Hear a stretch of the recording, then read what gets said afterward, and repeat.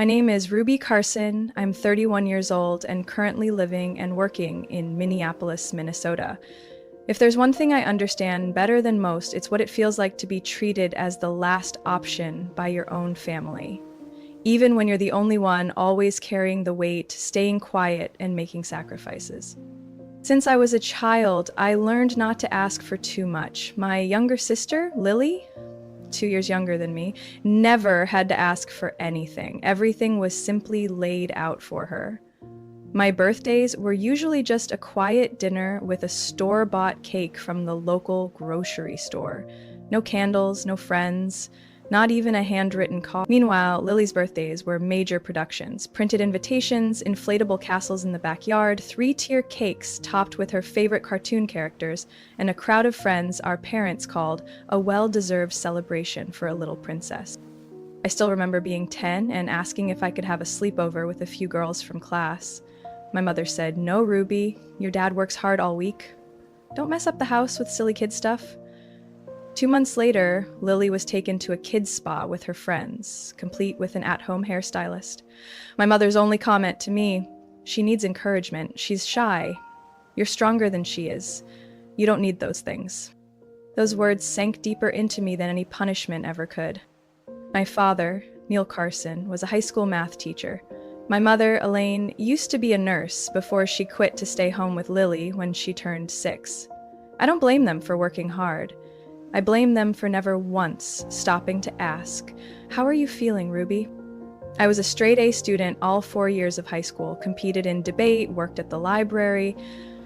When I got a full scholarship to the University of Minnesota, my mother simply nodded and said, "Good, that saves us a lot on tuition. No hug, no photo on move-in day." Lily, though, she once improved from a C to a B in history, and the family treated it like she had gotten into Harvard.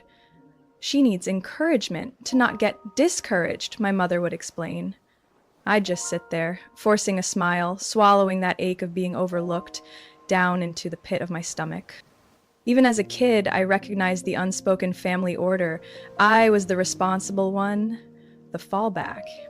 And Lily, she was the heart of the family. The one protected, spoiled, and never expected to do anything hard. I once tried to say it out loud, one evening while my parents were watching TV and Lily was allowed to use the iPad late. "Mom, why do you always favor Lily?" She didn't turn around. Her voice was cold. "What nonsense are you saying, Ruby? I love you both the same, but Lily's more fragile than you. You're her big sister. You should understand." I said nothing. "You should understand" was a sentence I had heard too often, like an invisible shackle that had been around my neck my entire childhood.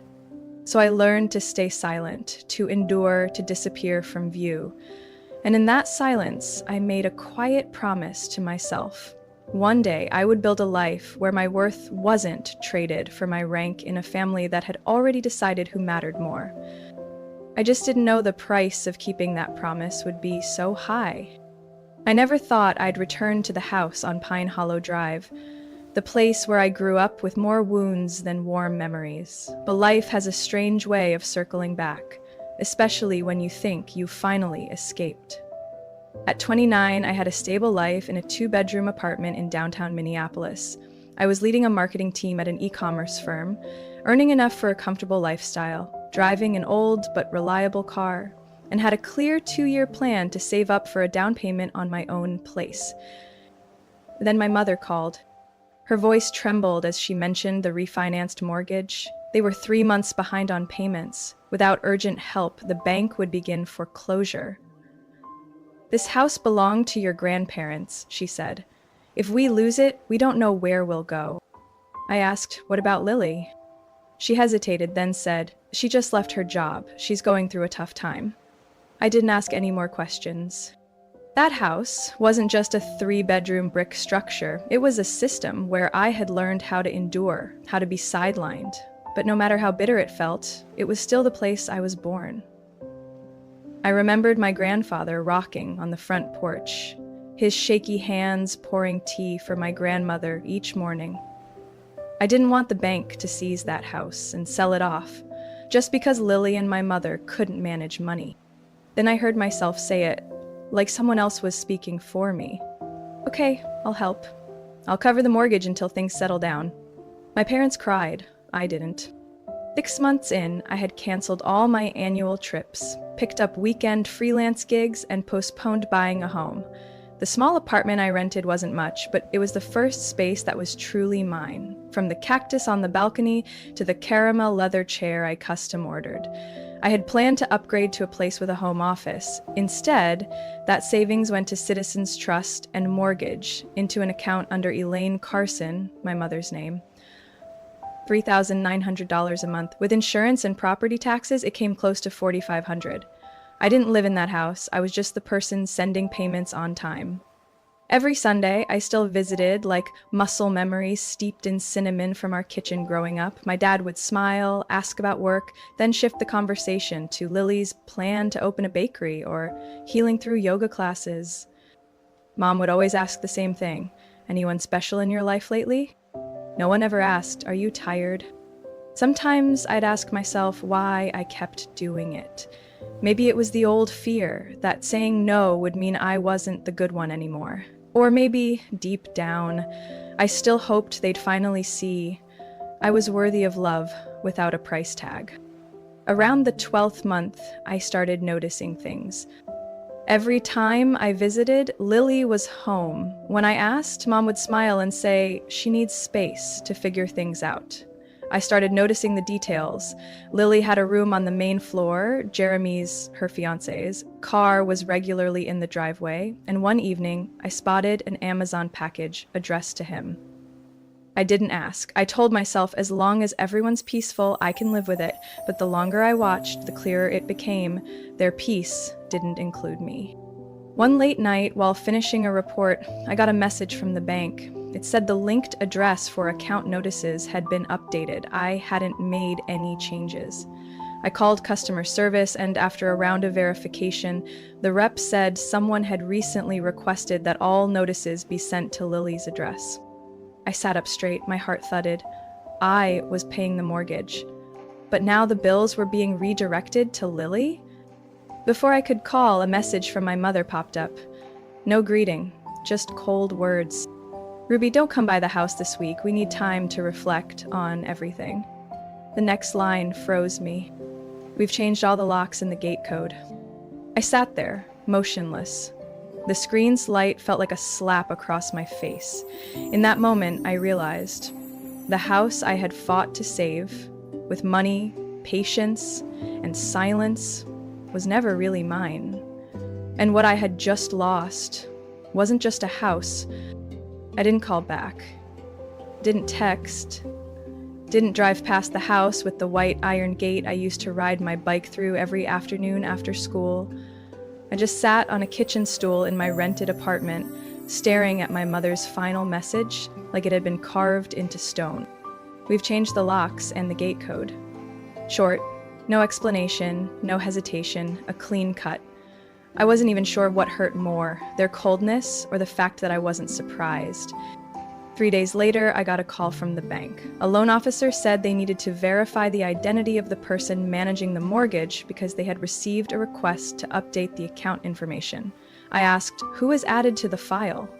There was a slight pause before she replied, Jeremy Lang. My heart slammed against my ribs. Jeremy, Lily's fiancé, the guy with no money, the one who once borrowed a few $100s from me to start a cold brew brand, and then disappeared for 3 months. I hung up, opened my laptop, logged into my mortgage account, and checked the auto-pay settings I had quietly maintained each month like a loyal machine. Everything looked intact, until I clicked on Associated Contacts. Below Elaine Carson, my mother's name was a new entry added 2 weeks earlier, co-manager of the account. Lily, I wasn't listed anywhere. That night, I sent an email demanding the bank revoke access for anyone besides myself. I attached bank statements, a 2-year payment history, and email threads proving I had been the only one making the payments on the house. The next morning, a text came from an unknown number. Don't be petty, Ruby. You still have a job, your own place. Lily is just starting over. The family needs stability. Don't ruin this. No signature. But the tone, equal parts smug and groveling, could only be Jeremy. I took a deep breath. The puzzle pieces clicked into place. They hadn't just changed the locks. They hadn't just shut me out. They had been planning to replace me. I replayed the moments, Lily showing up more often on Sundays, the sideways glances between my parents when I asked about the future of the house, the vague reassurances like, "You've got more opportunities and Lily needs a foundation to rebuild." They'd been preparing for this, step by step. From the moment I started covering the mortgage, they'd been paving the way for Lily and Jeremy to take over. And me, I had been nothing more than the financial conduit. My dad had said something months ago over dinner that I'd brushed off at the time.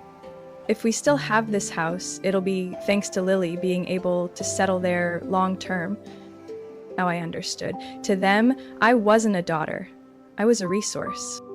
That day, I printed out every mortgage payment receipt from the last 24 months, screenshotted every relevant message, archived every email.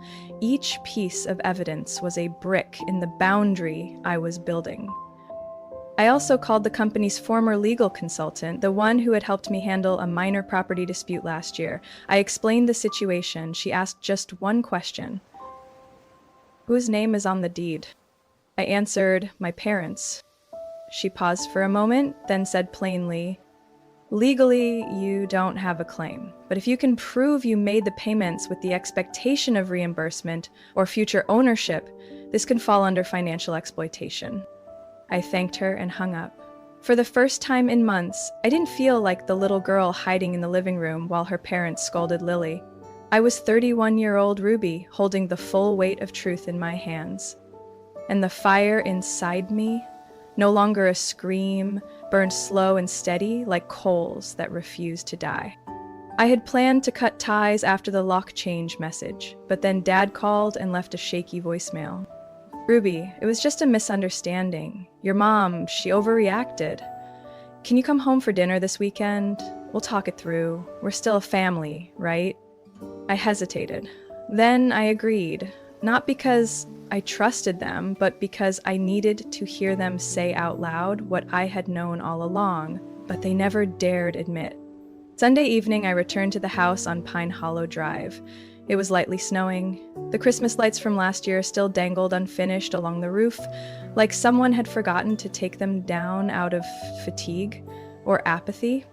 Mama opened the door with a forced smile. "Come in, sweetie, I made your favorite roast." In the kitchen, Lily and Jeremy were already there. They sat together at the head of the table like it had become their rightful place. My father was pouring wine into their glasses, looking like a proud host welcoming some esteemed couple. I took a seat. No one mentioned the lock change. No one apologized. No one brought up the over $100,000 I had wired over the past 2 years. Everything was wrapped in a smooth, practiced silence. Dinner began with boring chatter about Jeremy's new job, online personal brand consulting. Lily talked about how she was learning meditation. My father nodded approvingly. My mother added occasional praise. Lily is really turning her life around. I set my knife down. They didn't invite me to talk. They invited me to witness. Then Dad set his wine glass down and cleared his throat. "Ruby, there's something your mother and I wanted to make clear." I stayed quiet. Mom gently touched Lily's hand, like a signal. "After much thought, we've decided that Lily and Jeremy should officially move into the house for good. They need stability, and this house was always meant for Lily." I looked up. "Meant for Lily? What about the mortgage payments I've made?" My mother avoided my eyes. "You're doing well. You have a career, your own place, a car. Lily, she needs a fresh start, and you don't really need this house." Jeremy jumped in. "We're willing to help with maintenance from now on, so Ruby won't have to carry the burden." I gave a cold smile. "So now I'm allowed to stop paying?" Dan responded, trying to keep his tone calm. "Ruby, don't make this dramatic. This decision is about the bigger picture. Lily has always been emotionally tied to this house. She has more memories here than you." I said flatly, And me? What am I? A placeholder? A wallet? Holding space until you found a more deserving child? Silence fell. Jeremy cleared his throat, trying to lighten the mood.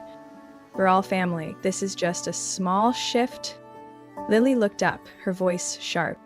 Ruby, you always act so noble.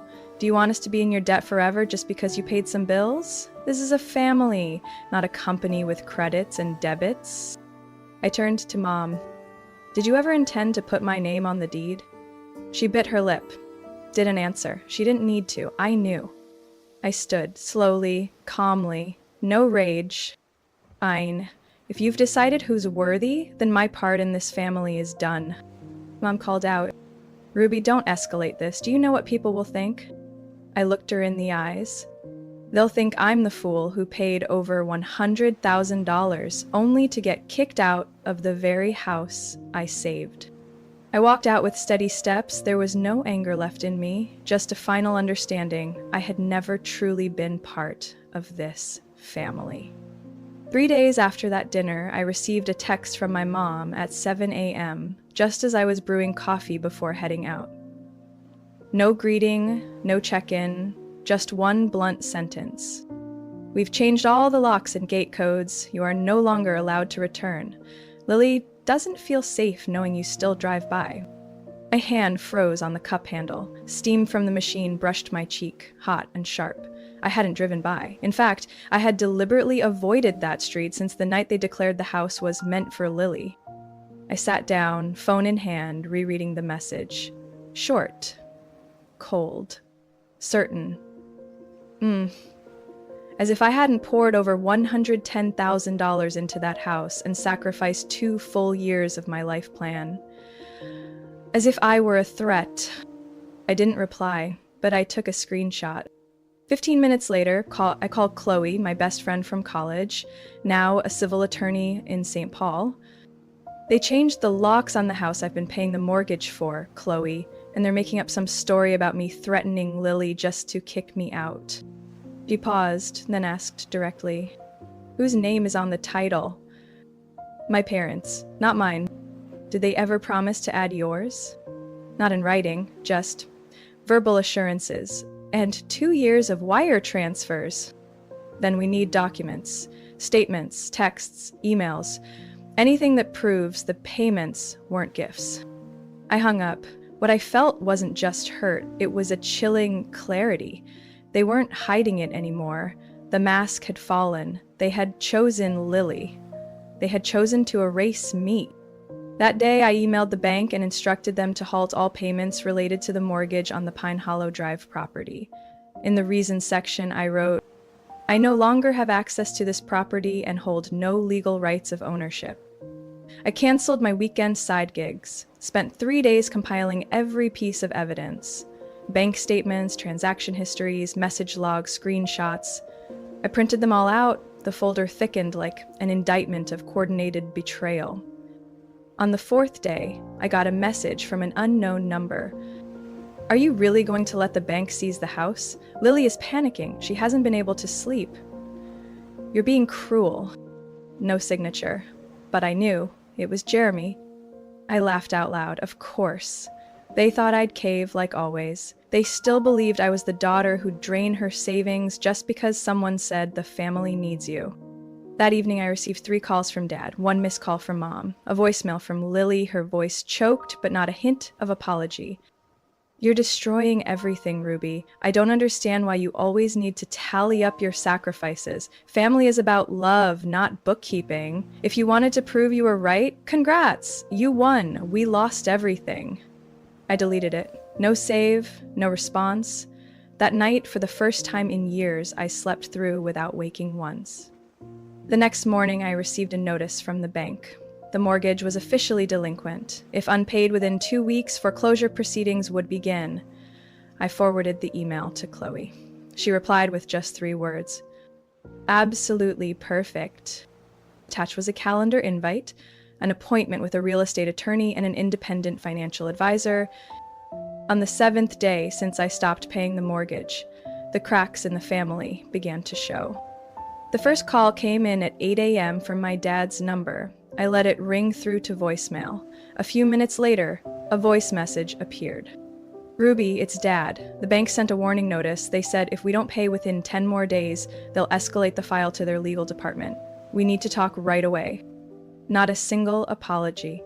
No mention of the lock change, just the bank and we. Strange. When they kicked me out of that house, no one said we.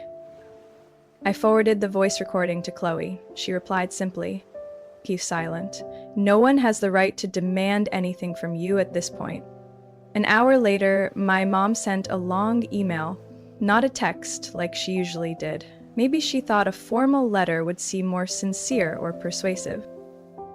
"I know you're angry, Ruby, but I hope you don't let emotion override reason. This house isn't just bricks and shingles. It's memories, a home.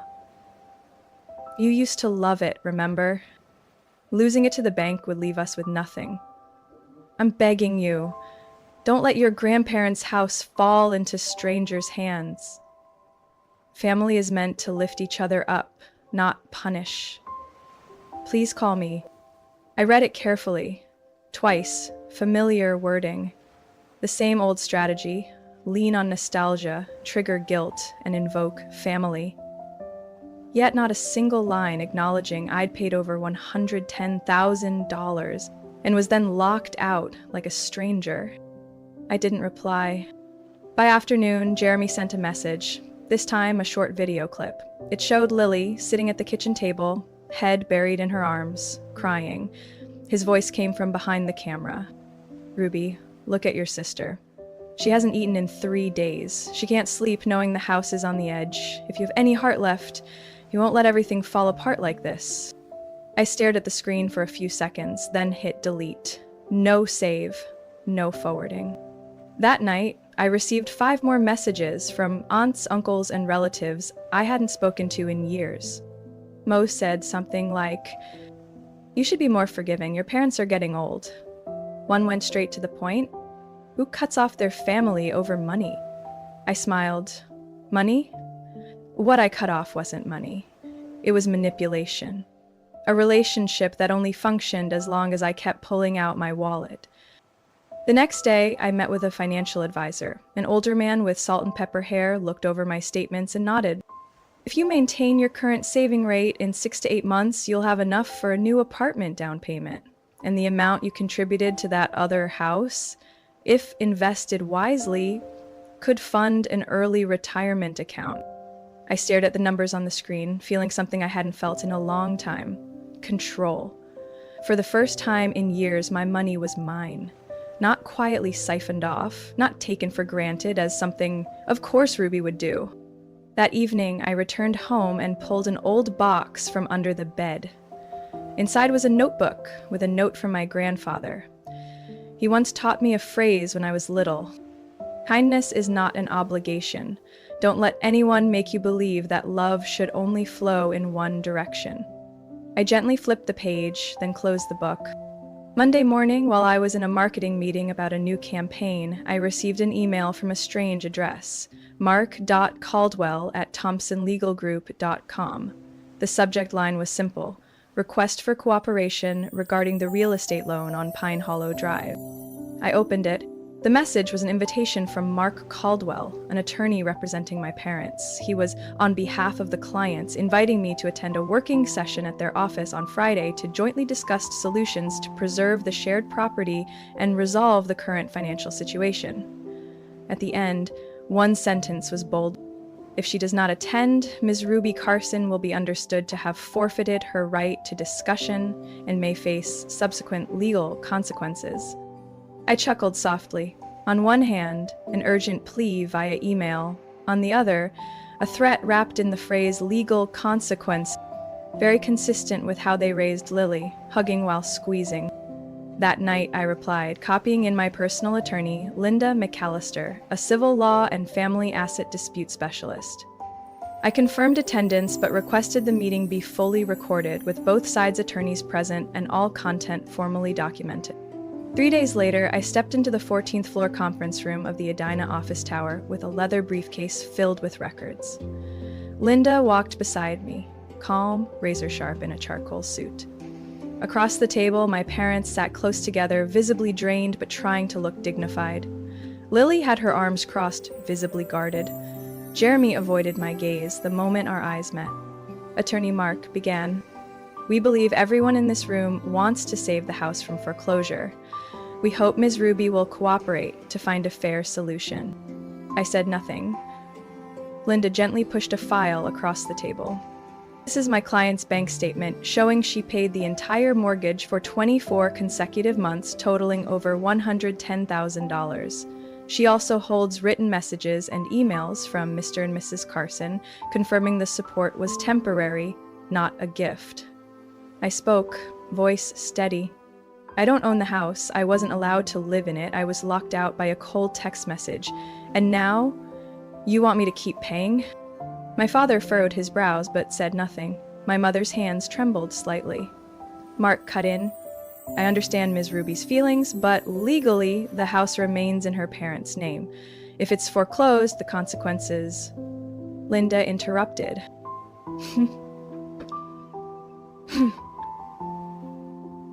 Ms. Ruby has no legal obligation here. If you intend to proceed with legal action, we're prepared, including filing a claim for systemic financial exploitation within the family structure. The air turned heavy. I looked directly at my father. You once said, just help us now, and when things stabilize, we'll sit down and divide the assets fairly. Was that a promise or just a way to buy time? He stayed silent. I turned to my mother.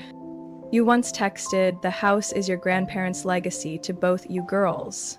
Then why did you tell Lily she deserves it more? Because I didn't cry or beg like she did? Lily slammed her hand on the table. You always make yourself the victim. You have a job, money, a boyfriend. What do I have? I just want a place to start over. But you always want me to fall flat. I leaned back. Didn't respond. Linda calmly packed the documents. Unfortunately, my client will not continue any further payments. If you want to save the house, do what responsible adults do, pay your own debts. We've recorded this meeting. Everything is now clear. I stood, buttoned my coat. Starting today, I'm no longer this family's backup wallet. You can keep thinking you're right, but the bank doesn't work with emotions. It works with numbers.